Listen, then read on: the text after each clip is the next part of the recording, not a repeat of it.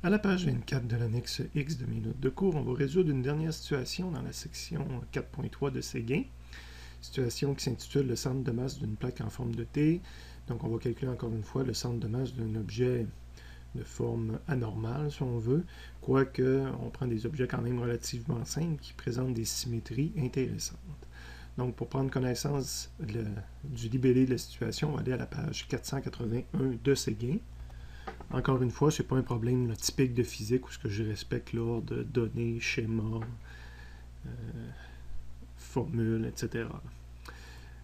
C'est plus un problème de géométrie, qu'on part vraiment du schéma puis qu'on rajoute des choses dessus.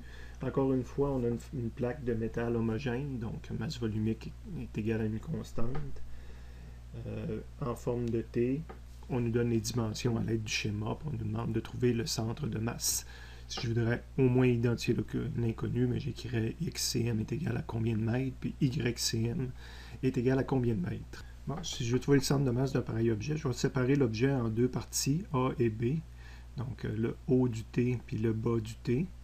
Puis, dans la mesure du possible, je vais faire de la géométrie. Quelque chose de certain, par symétrie, le centre de masse en X va être au centre de l'objet, à 1,5 m. Donc, le centre de masse de la partie du haut, le centre de masse de la partie du bas, le centre de masse de tout l'objet, c'est 1,5 m. Je ne fais pas de calcul là-dessus.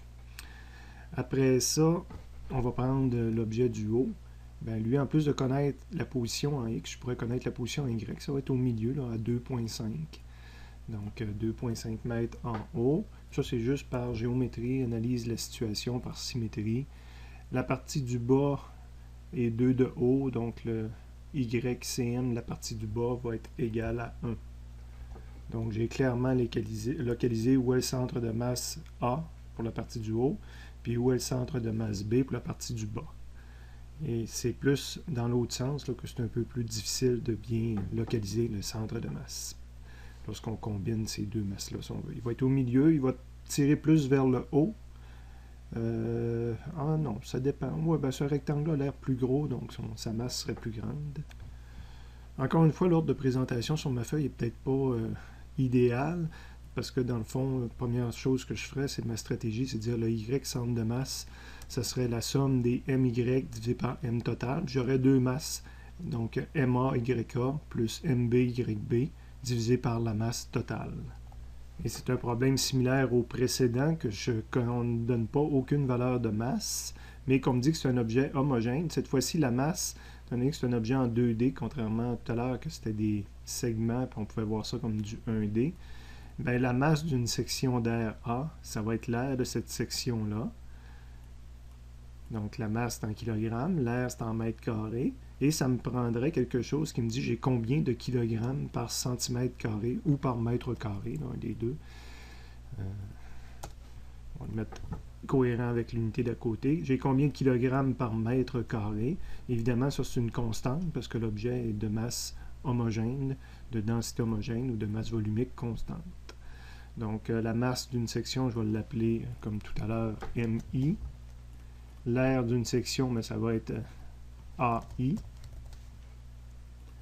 multiplié par la masse par unité de surface, MU ou MUA, là, pour préciser que c'est par unité d'air ou par unité de surface.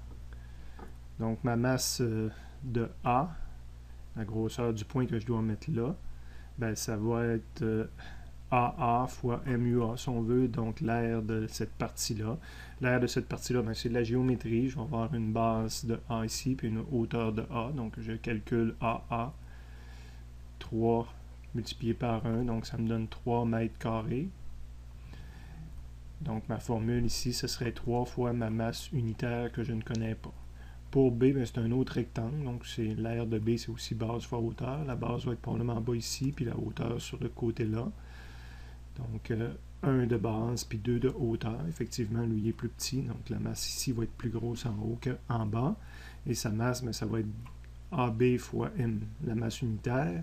AB étant 2, mais ça va être 2 fois la masse unitaire.